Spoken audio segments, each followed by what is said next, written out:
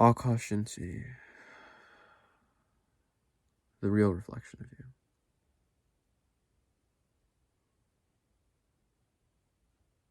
As I'm breathing and sitting down and watching this movie, what came to me is the idea that there's a lag time to this. There's a lag between this video, when it gets published, when you view it yourself, and my life. And that lag could be huge. It could be a few seconds. It could be a few minutes. It could be a few days, a few weeks, a few years, a few decades, potentially even. And there's a big gap between who I am in this moment right now, as I record this video, and who I am when you next interact or engage with me, or the next time you see me, or whenever the image of me comes up in your mind again. And it's funny because you'll be interacting and engaging with me with this particular image of me in this particular moment. But I will have changed so much by the next time that you see me. And the changes are changes in the mind. There's so many mental changes that are ongoing even as I record this video. The amount of activity that I put myself through, the amount of activity that I engage with on a day-to-day basis, to most is like several lifetimes in a day. Because I constantly challenge my most fundamental beliefs. And as I challenge my most fundamental beliefs, I begin to realize more and more how fluid life is, how fluid my mind is. And I stop taking things so seriously.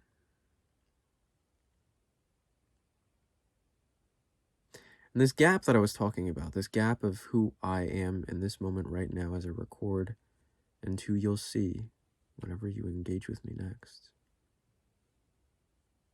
is everything. It's what gives me my competitive advantage. It's what enables me to create from nothingness. I just moved into our attic, like our storage closet, attic room in the house. I'm staying with my parents and with my brothers at the moment during this whole COVID-19 thing.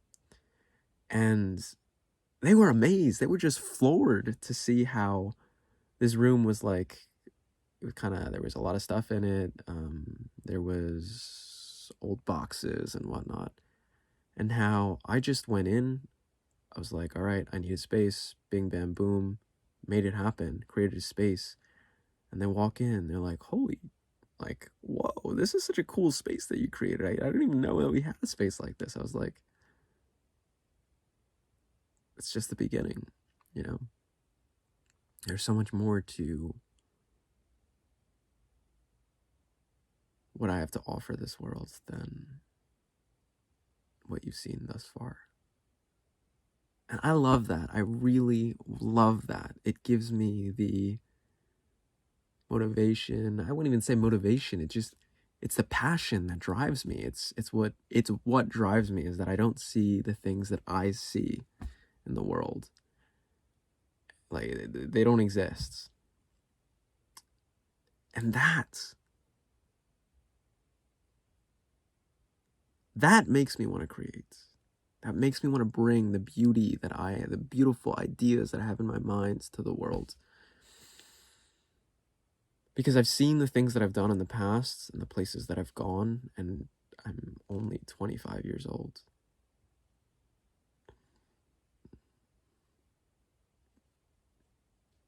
With all of these experiences that I have under my belt, all of the knowledge that I've acquired, all the knowledge that I continue to acquire,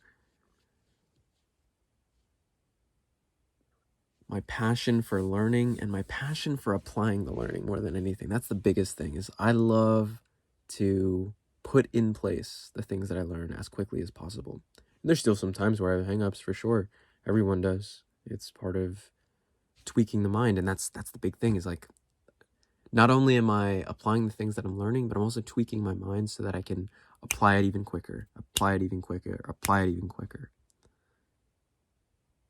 And that's where, oh man, I'm so excited. I'm so excited for the future.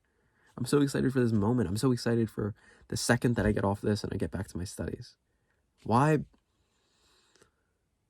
gives me the opportunity to create, to build empires.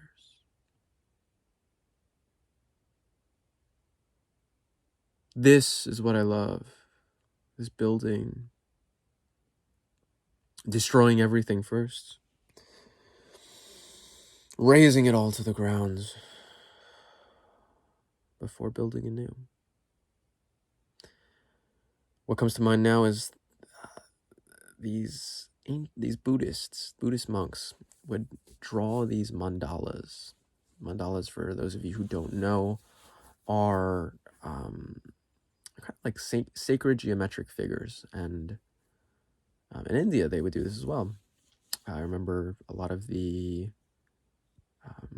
servants of either our family or whomever, just different servants would, I guess it's not only servants, but this was my personal experience with it, is that they would draw these figures with chalk or with sand. And so what would they do is they would create such ornate figures. It could be a flower, it could be concentric circles, it could be just geometric figures drawn with chalk and or sand, as I noted, and beatify that specific location. And it almost doesn't make sense, right? It's like they spent sometimes hours, specifically the monks, spend hours on these things. They really, really put their time into it, only for it to be destroyed, blown away, etc. Sometimes seconds, sometimes minutes, for sure within an hour later. And one asks, like, why would you do this? Why would you create something knowing that it's just going to create something so ornate, so beautiful, put so much thought and time into it, if it's just going to be blown away in seconds? And their answer was an answer that really stuck and resonated with me in this moment. It's that work that they do. It's that creation that they create. It's that art that they make. That's what they do it for. It's that moment of creation. It's not for keeping it forever. No. It's for that particular moment in time that it was created. And I love that. Keep up. Thrive. Stay sexy.